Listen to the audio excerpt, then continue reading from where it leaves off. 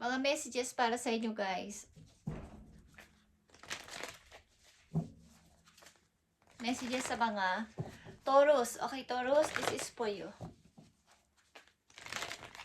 Ngayon ay May 27, 2025, guys, Taurus. At sa natitirang araw din to ng May para sa inyo. Sa mga Taurus, ito ang inyong mensahe, guys. Okay, Taurus.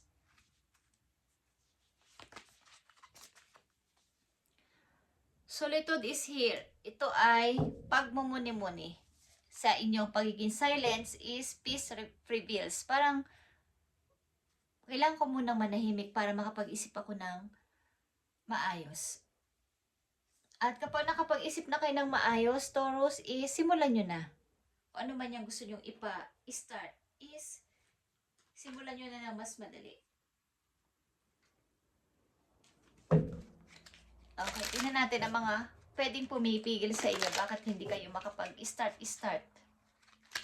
Take your first step. Kapag nakapag-isip na kayo ng matagal o mas madali. Okay, Taurus. May 27, 2025 sa mga Taurus. Tingnan natin ang inyong message today. May 27.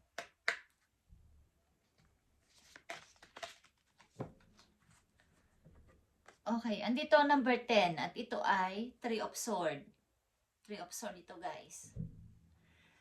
Ito ay pig or baboy.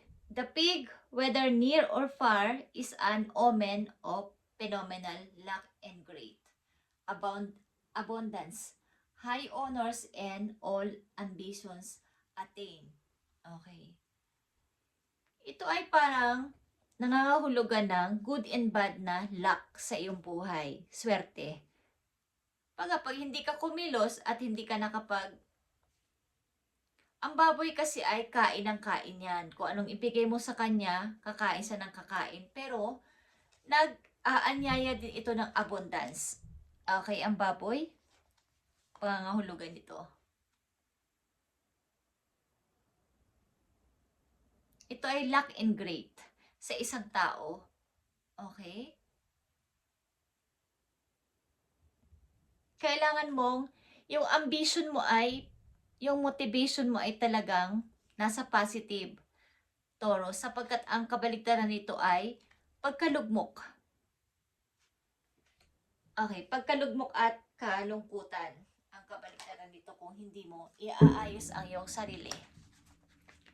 Para sa mga Taurus, kung kayo ay nakapag-isip-isip na at nakapag-desisyon na is, gumawa ka na ng una mong hakbang sa iyong plano sapagkat nanatili ka sa isang, yung kung ano lang yung andyan, is yun na yun. Kahit na nasasaktan ka o kahit ayaw mo na sa sitwasyon is, andun ka pa din sapagkat napipigilan ka. Okay. Sa mga Taurus na nandito sa reading, andito yung hope. Nakita mo yung hope, Taurus. Naaninag mo yung gusto mong makita yung rainbow sa buhay mo. Yung iba't ibang kulay ng buhay is gusto mong makita. Hope is always there. Okay? Yung hope, yung pag-asa ay laging nandyan. Even if we can see it, hindi mo man nakikita, optimistic expectations can help a change of negative situation into positive one. Kung ikaw ay nag-iisip ng mga positive at saka ang iyong motivation, ang motive mo sa buhay ay talagang desidido ka, determinado ka is, mangyayari yung inaasahan mo na to na magkakulay ang mundo ko. Magkaroon ako ng pag-asa. Kung ikaw ay hahakbang na o uumpisahan mo na simula sa araw na to, kung ito ay inyong makikita at maririnig ang message na to, kung ikaw ay may plano sa buhay. Pero kung wala naman at okay ka na sa sitwasyon mo ay, huwag ka nang mag-demand. Okay? Sa mga Taurus na nandito sa reading, i-start mo na ng mas maaga pa. Maaring ngayon, bukas, or sa isang linggo o sa isang buwan. I-start mo na yung iyong pinaplano at desisyon. Kung mayroon ka pang balak sa buhay na makaalis sa sitwasyon mo sa ngayon. So, tingnan natin ang inyong finances at iyong career. Andito ang life purpose, Taurus. New ideas and inspiration will guide you to your divine calling. Mga new ideas is magpapahiwatig sa inyo, mag-a-appear sa inyo, meron sa inyo mag-aalok, meron sa inyong meron kayong makikitang new idea, may maiisip kayong new idea, is ito yung calling mo, divine calling. What is meant for you will stay as long as you keep pushing forward. Kapag kung talaga magpo-forward ka, pinupush ka ng kapalaran na mag-forward, mag-step, kahit pa konti-konti is matutupad itong pangarap mo na to. When you ask for what you need, things will align to make your vision real. Kung ang inyong gagawin simula sa araw na to ay talagang gagawin yung reality at hindi lang plano, hindi lang pag-iisip, hindi lang basta ito yung gusto ko, pero hindi ka naman kayo gagawa ng aksyon, gumagawa man kayo ng aksyon pero bumabalik kayo sa dati, is hindi ito magiging realidad. Yung vision mo ay fantasy lang. Hanggang sa ikaw ay tumanda, hanggang nandyan ka pa din sa sitwasyon mo, is mananatili siyang fantasy at parang imagination. Parang sana ako yun, sana nandun ako, sana masaya ako, sana masaya yung kasama ko, mahal ko. Okay. But kung hindi kayo gagawa ng aksyon dito sa inyong plano at desisyon na to, ay hindi ito magiging realidad. Ito ay mahalagang message for you, Taurus, na gustong ipaabot sa inyo na kayo ay mayroong life purpose na sinasabi. Ibig sabihin, divine calling. Na mga new ideas is i-start ninyo simula sa araw na to. Ano man yung mga new idea na nasasagap ng inyong isip, naiisip ninyo o bigla nyo na lamang nakikreate is a new idea na galing sa heaven na pinapadala sa inyo para kayo ay mabago ang buhay. Okay, kung gusto niyo lang ng pagbabago.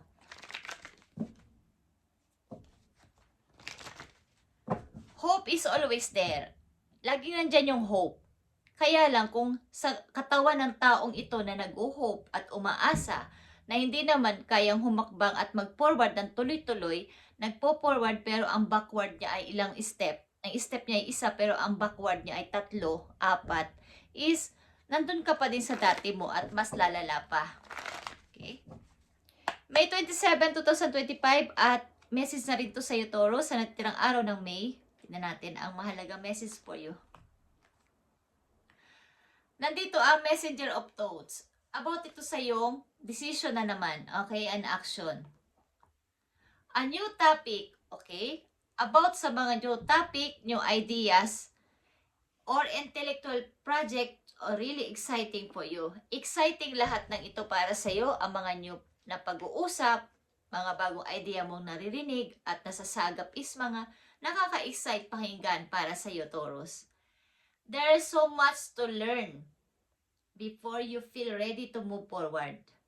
New information may require changes to your plans. Review all documents carefully. You know will meet or are someone who loves to learn and share knowledge. Okay. May mamimit ka ditong person na pareho kayo ng idea, pareho kayo ng vision, pareho kayo ng gusto, at mai-excite ka dito sa inyong new topic na pag-uusapan, mga new idea na pag-uusapan.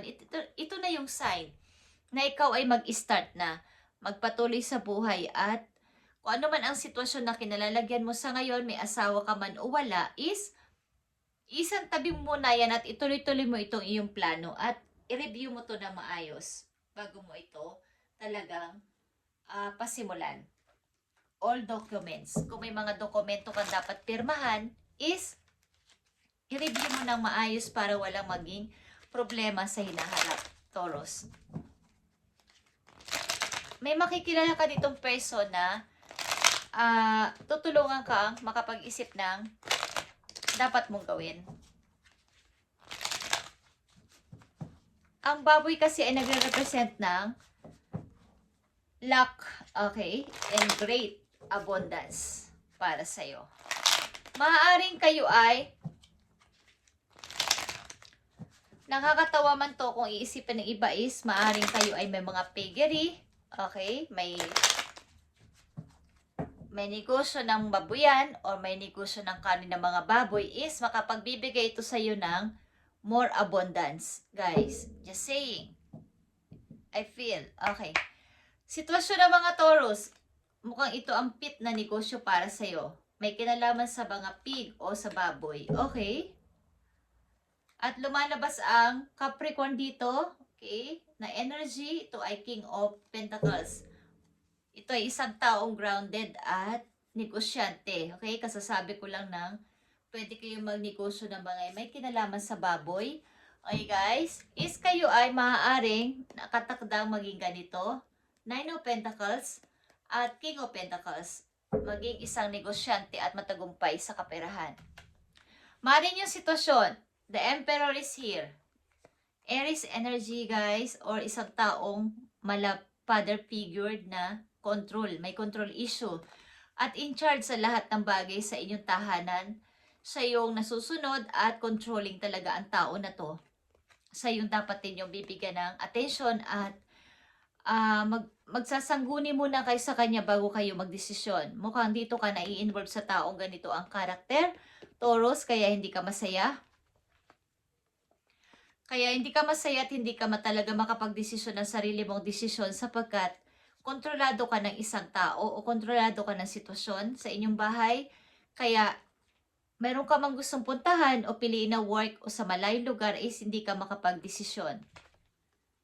At nandito ka, nananahimik, punong-puno ng kalungkutan at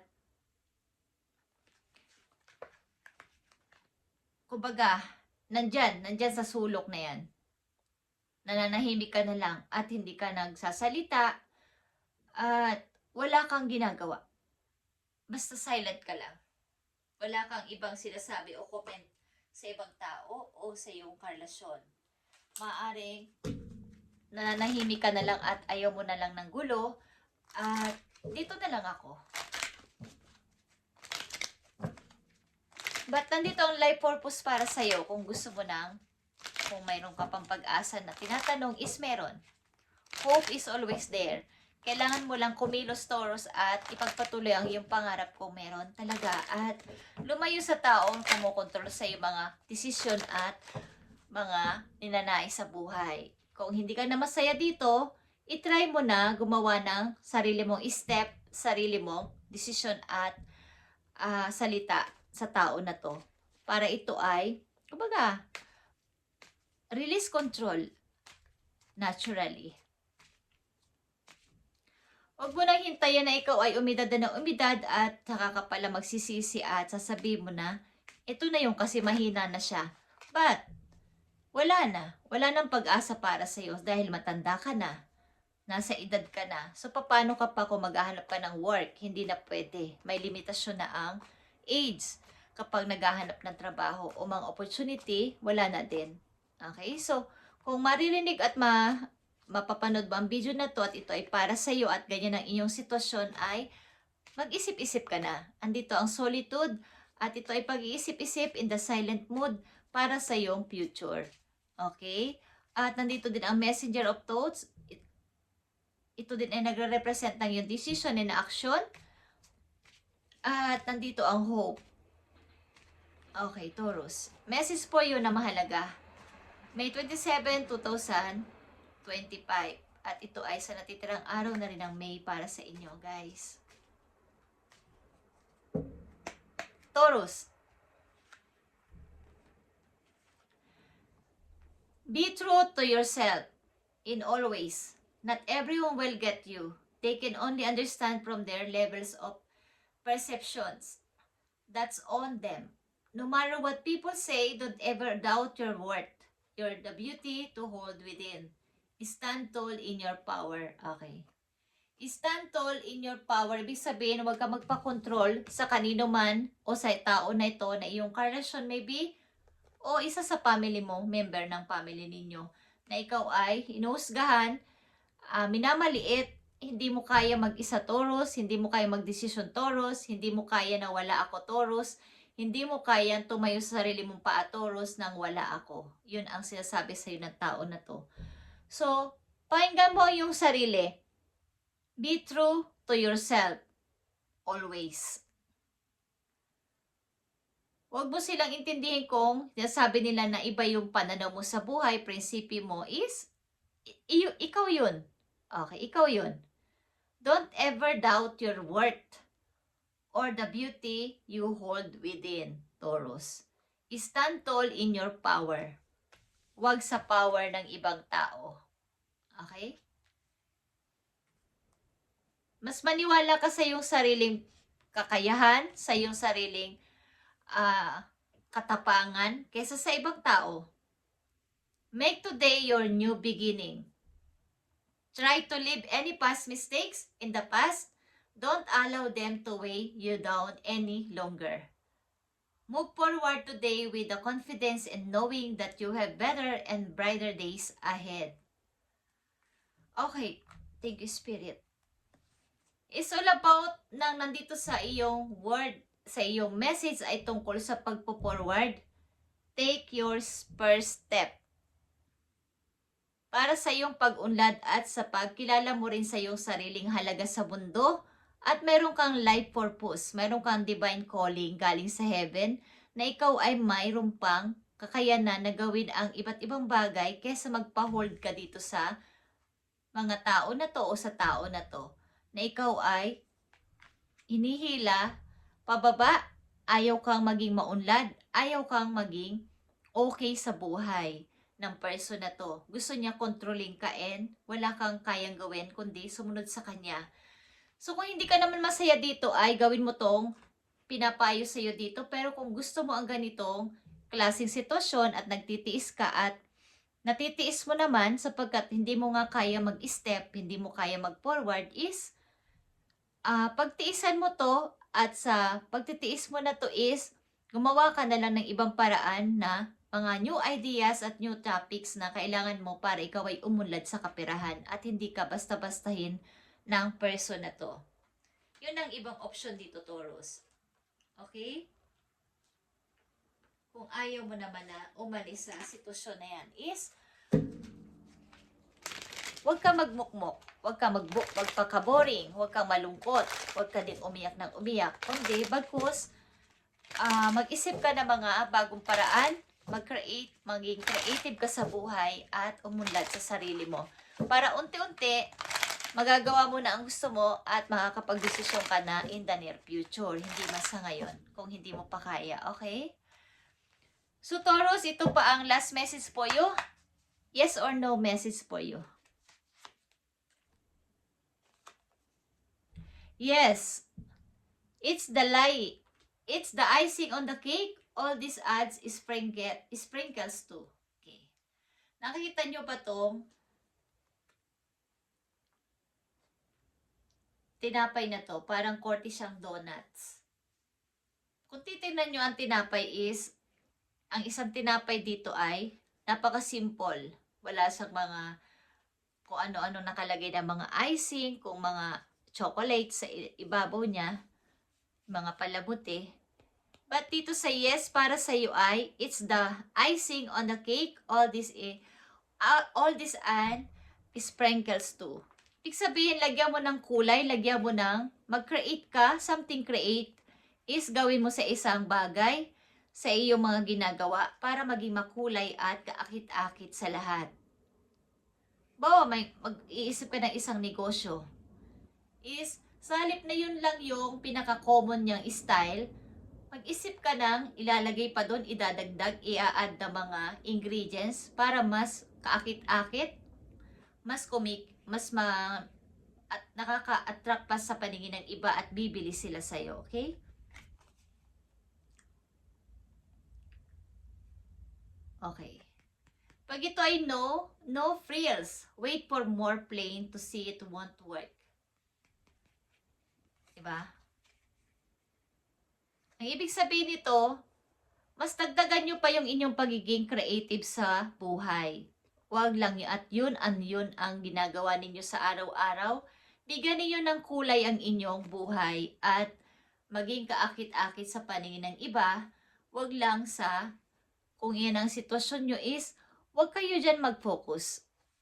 Gawin ninyo makulay pa ang inyong mundo. Okay? Sa mga nagtitinda ng tinapay, di ba? Hindi lang naman basta plain yung tinapay na sa pandesal. Yun, common na yun na kilala ng mga tao. Pero yung mga iba't iba pang nilalagay sa loob na palaman is maraming naiimbento yung mga nakikreate yung mga panadero, yung mga may-ari ng bakery, di ba? Nilalagyan minsan nila ng mga sa ibabaw ng ganyan. So, be creative, Taurus. Yun ang ibig ko sabihin. Okay, yan ang message sa inyo today, Taurus. At itry mo maging makapag-isip-isip sa isang tahimik na lugar at mararamdaman mo ang sinasabi ko dito at ang message sa'yo. Thank you, Taurus, and God bless.